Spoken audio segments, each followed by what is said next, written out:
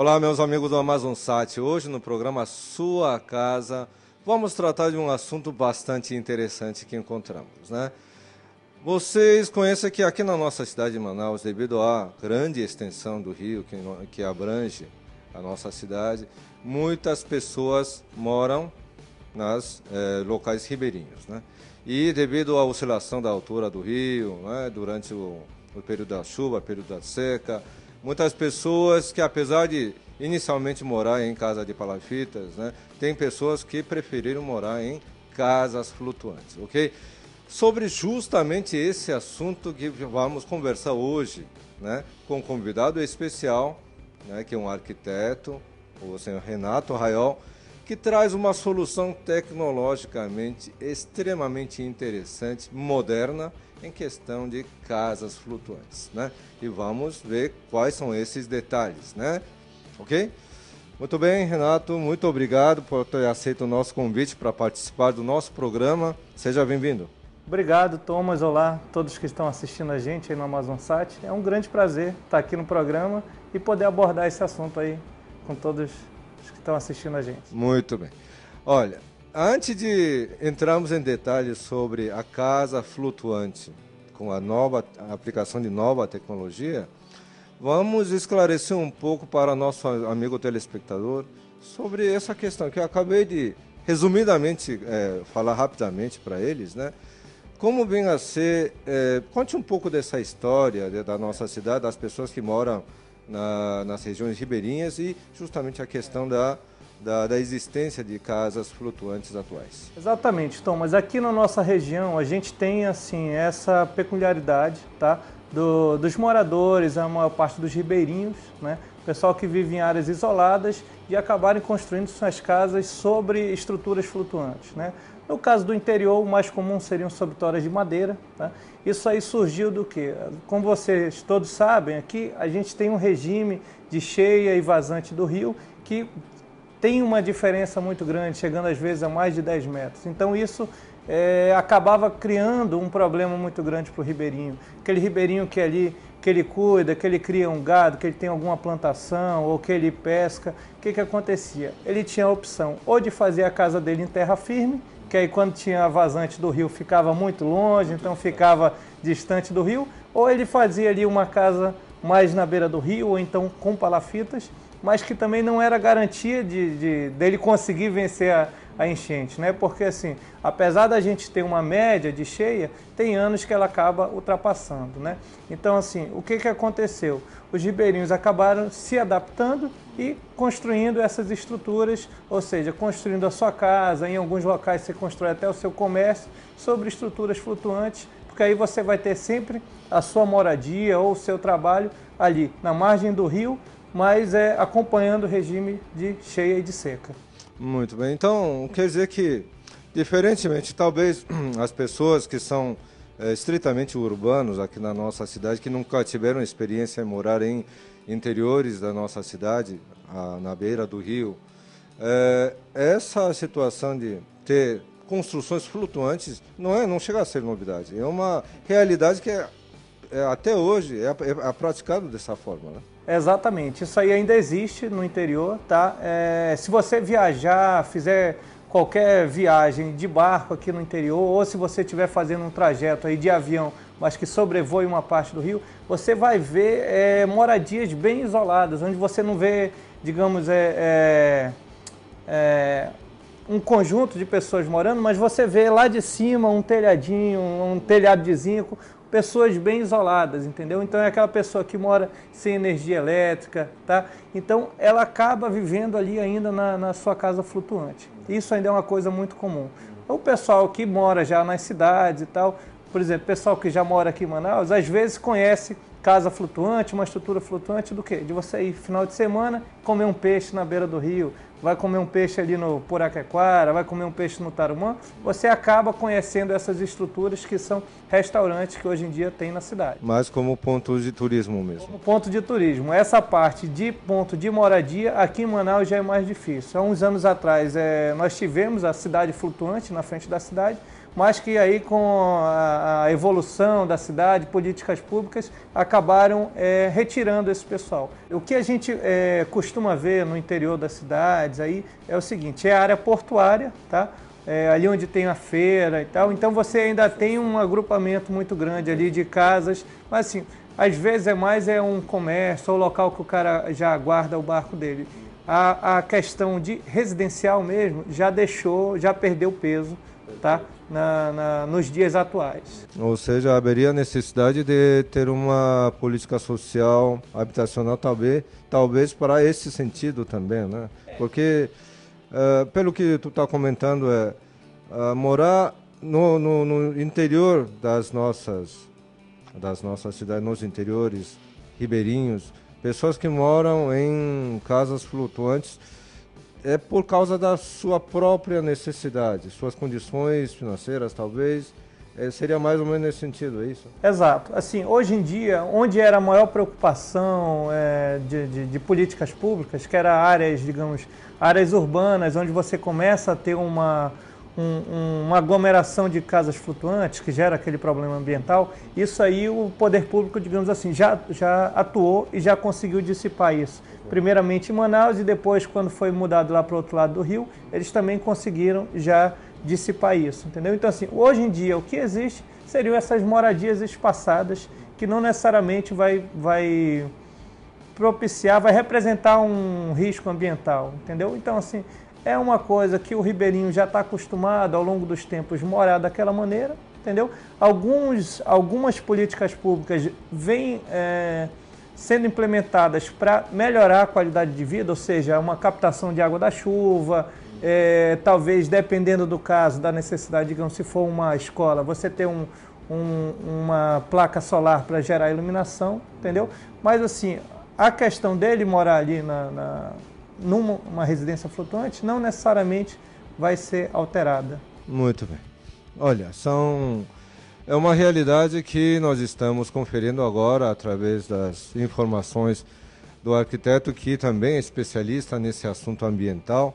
É importante frisar que a realidade ainda existe. São pessoas em condições diferenciadas que, por eventualidade da situação própria deles, acabam tendo que residir em casas flutuantes, em locais distantes, isolados, como ele mesmo diz, muitas vezes sem as próprias condições necessárias em termos de saneamento também, né?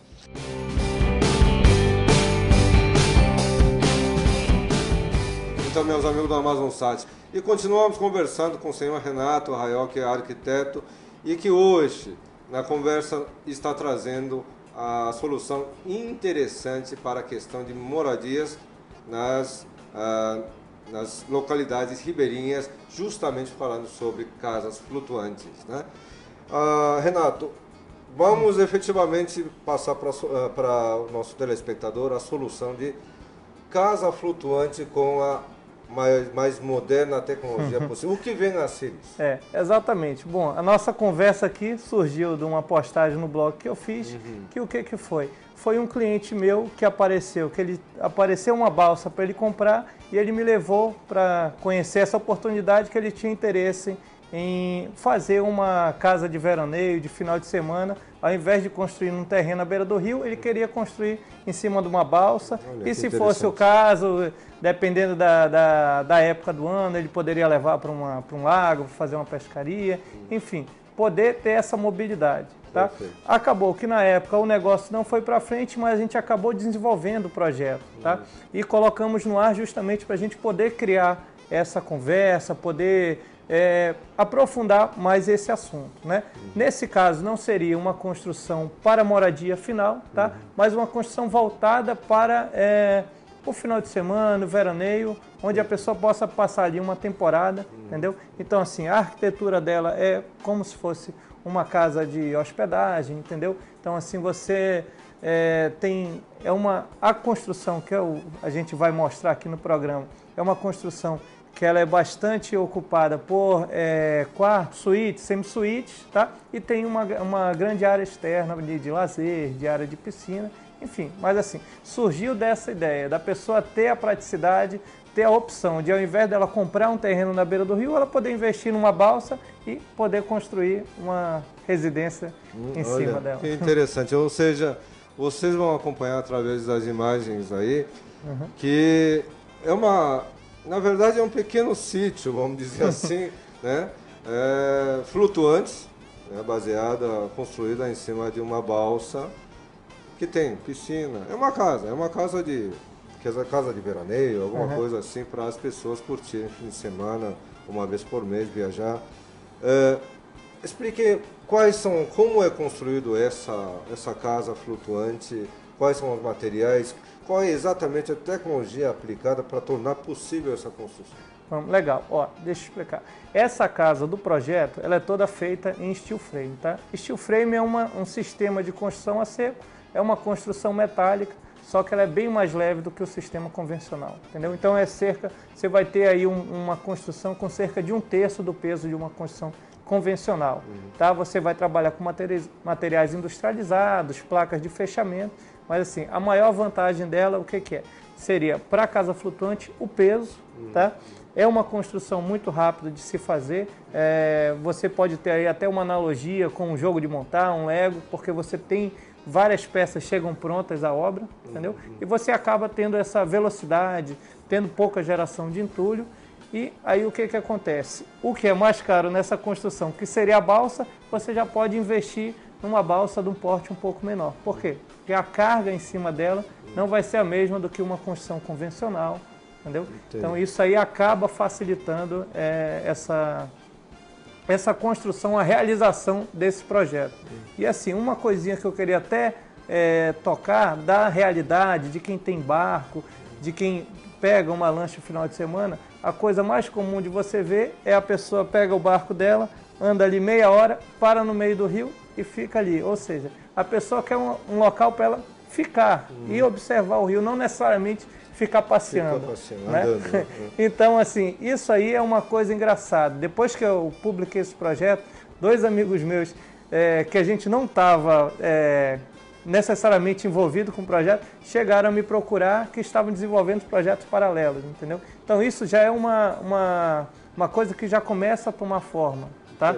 Aí, pessoas que já estão investindo em flutuantes, às vezes colocam ali pelo Tarumã, para curtir o final de semana. Mesmo porque se você colocar mobilidade nessa balsa, ou seja, motorizar ela acaba caindo na legislação da Marina, ou seja, acaba virando um barco. Exatamente. Então, assim, essas balsas elas não são motorizadas.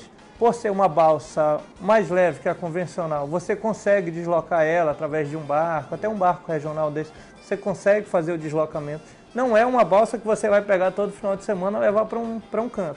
Mas você consegue deslocar ela para um local, fixar ela ali, ancorar e ficar sem problema. O problema, assim, a questão de você motorizar ela é que você vai precisar, além de um prático, você vai precisar de um ajudante.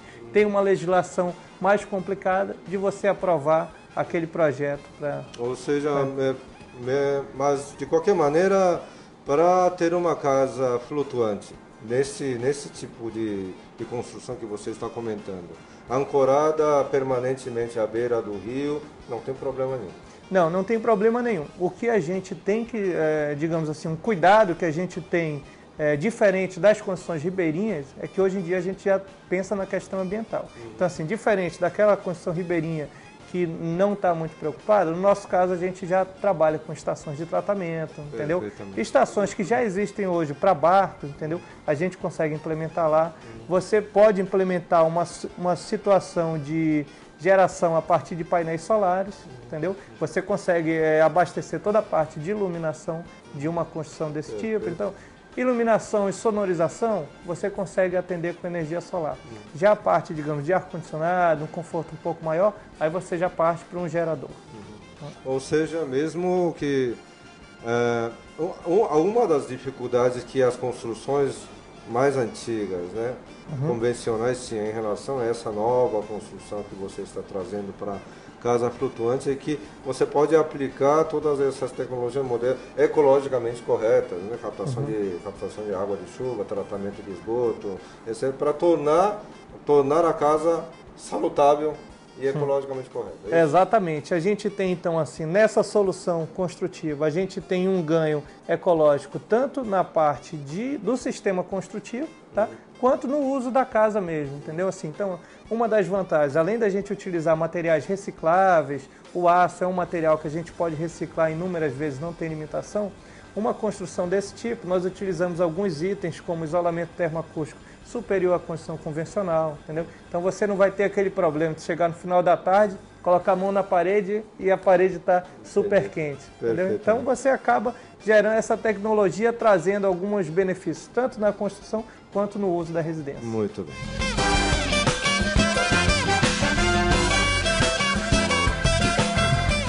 Então, meus amigos da Amazonsat, hoje no programa Sua Casa estamos tratando sobre casa flutuante, com a aplicação da mais moderna tecnologia. Vamos continuar conversando com o arquiteto Renato Raiol e ele vai detalhar um pouco melhor sobre essa questão que eu deixei agora no final do segundo bloco, o que vem a ser exatamente Light Steel Frame, né?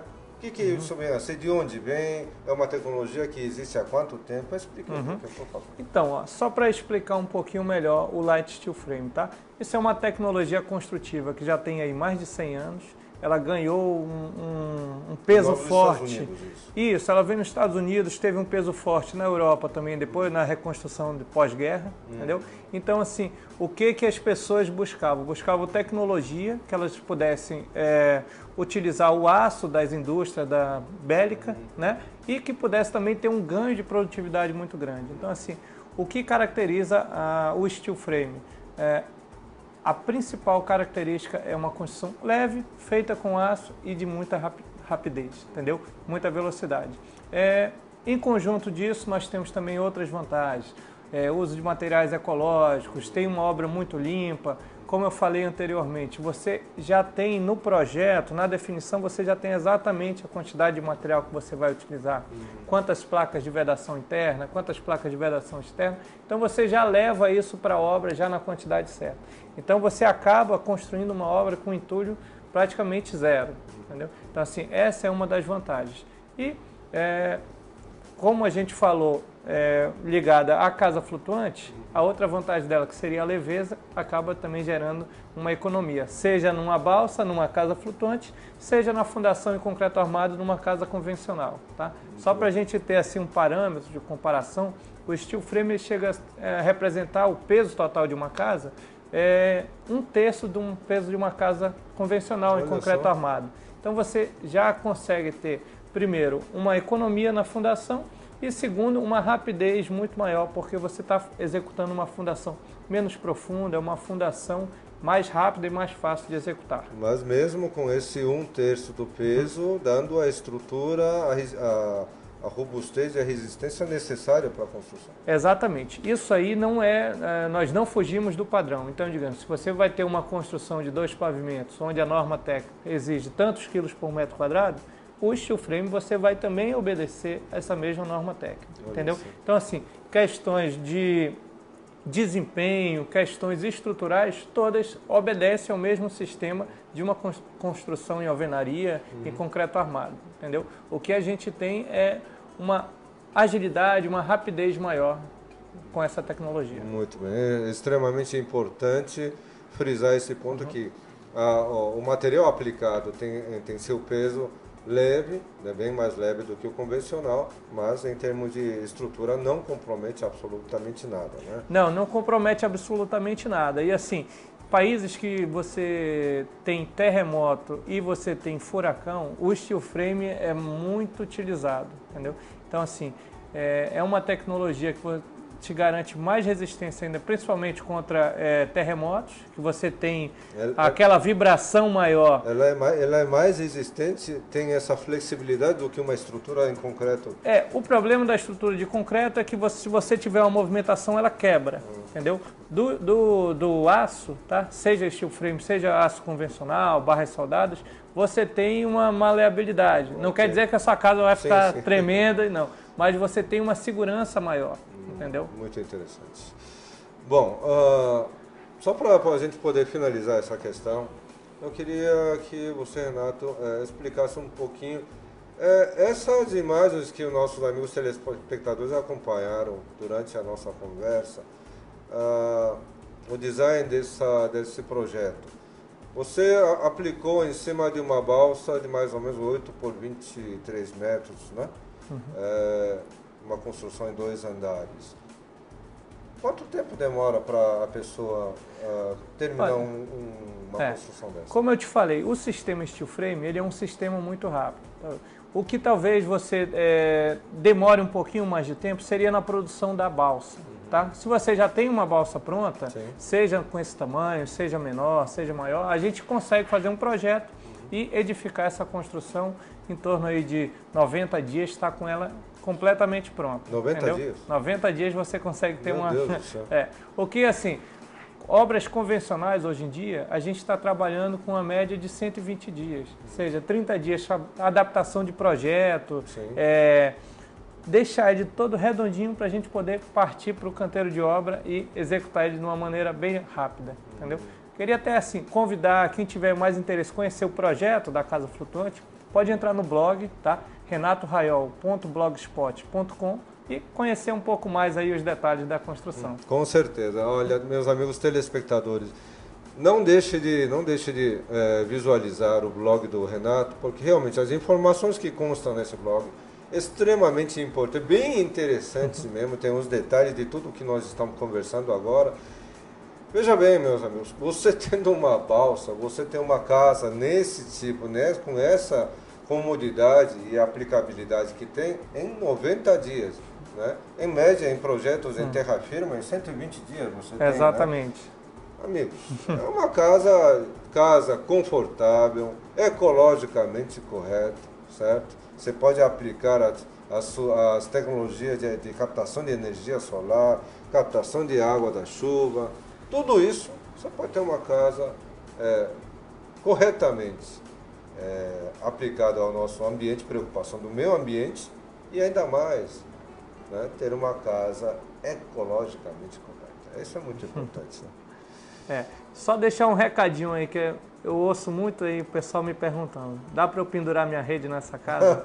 Dá para pendurar tranquilamente. Aqui na minha casa eu tenho minha rede pendurada e sem problema nenhum, tá, pessoal? Quem quiser mais informação, você vai encontrar lá no blog informações que você vai conseguir tirar suas dúvidas e conhecer melhor esse sistema. Muito bem. Olha, Renato, muito obrigado mesmo, informações preciosas, muito interessantes. Eu adorei fazer essa matéria porque é um assunto que me despertou muita atenção e realmente é extremamente interessante. Ok? Muito obrigado mesmo pelas informações. Até a próxima, ok? Obrigado. Até mais. Muito bem.